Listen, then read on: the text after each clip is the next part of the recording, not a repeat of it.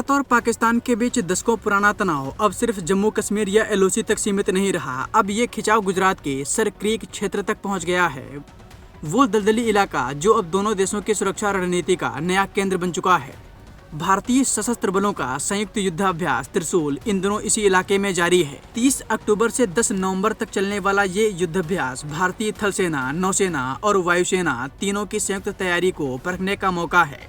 भारत ने इस दौरान एक नोटम यानी नोटिस टू एयरमैन जारी किया है, क्योंकि राजस्थान और गुजरात की सीमा पर बड़ी हवाई और जमीनी गतिविधियां देखी जा रही हैं। दिलचस्प बात यह है कि पाकिस्तान ने भी अपनी दक्षिणी और मध्य क्षेत्रों में उड़ानों पर रोक लगाई है, संभवतः किसी सैन्य अभ्यास या मिसाइल परीक्षण के लिए। भारत ने इसे वार्षिक नियमित अभ्यास बताया है, लेकिन इसके समय, स्थान और पैमाने से ये साफ झलकता है कि यह अभ्यास सिर्फ प्रशिक्षण नहीं बल्कि एक रणनीतिक संदेश भी है, और वह संदेश साफ है कि सर क्रीक में कोई भी हरकत बर्दाश्त नहीं की जाएगी। हाल ही में रक्षा मंत्री राजनाथ सिंह ने पाकिस्तान को चेतावनी देते हुए कहा था कि अगर सर क्रीक में पाकिस्तान ने कोई भी हरकत की तो उसका जवाब इतिहास और भूगोल दोनों बदल देगा। राजनाथ सिंह ने पाकिस्तान को चेतावनी देते हुए कहा कि कराची का रास्ता सर क्रीक से होकर ही गुजरता है। साथियों, आजादी के 78 साल बीत जाने के बावजूद सर क्रीक इलाके में सीमा को लेकर एक विवाद खड़ा किया जाता है। भारत ने कई बार बातचीत के रास्ते इसका समाधान करने का प्रयास किया है, मगर पाकिस्तान की नीयत में खोट है, उसकी नीयत साफ नहीं है। जिस तरह से हाल में पाकिस्तान की फौज ने सर क्रीक के सटे इलाकों में अपना मिलिट्री इंफ्रास्ट्रक्चर बढ़ाया है, वह उसकी नीयत बताता है। साथियों, भारत की सीमाओं की रक्षा भारतीय सेनाएं और बॉर्डर सिक्योरिटी फोर्स मिलकर मुस्तैदी से कर रही हैं।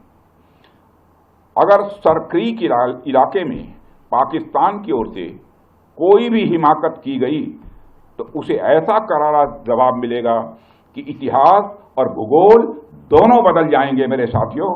और 1965 की जंग में भारत की सेना ने लाहौर तक पहुंचने का सामर्थ्य भी दिखाया। इस बयान के कुछ ही दिनों बाद पाकिस्तान के नौसेना प्रमुख ने सर क्रीक का दौरा किया।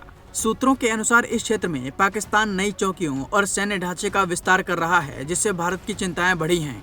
देखिए, ये करीब 96 किलोमीटर लंबा ज्वारीय इलाका है जो गुजरात के कच्छ के रण और पाकिस्तान के सिंध प्रांत के बीच फैला है। यही वह बिंदु है जहाँ से दोनों देशों के समुद्री सीमा यानी एक्सक्लूसिव इकोनॉमिक जोन तय होती है, जो अरब सागर में करीब 370 किलोमीटर तक जाती है।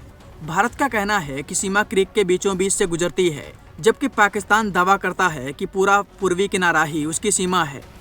अगर पाकिस्तान का दावा मान लिया जाए तो उसे समुद्र का बड़ा हिस्सा मिल जाएगा और भारत की समुद्री सीमा सीमित हो जाएगी।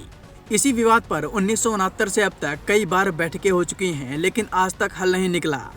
सर क्रीक भारत की पश्चिमी तट सुरक्षा के लिहाज से बेहद संवेदनशील है। यह क्षेत्र भारतीय नौसेना, वायुसेना के कई महत्वपूर्ण ठिकानों के करीब है।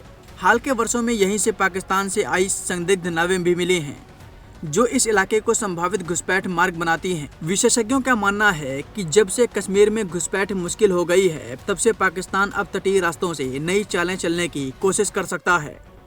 भारत का त्रिशूल अभ्यास इसी संभावित खतरे को ध्यान में रखते हुए किया जा रहा है, ताकि किसी भी समुद्री हमले का जवाब तुरंत और सटीक तरीके से दिया जा सके। सर क्रीक का दलदली इलाका भले ही वीरान दिखता हो, लेकिन आगे आने वाले समय में यही भारत और पाकिस्तान के बीच नया रणनीतिक मोर्चा बन सकता है।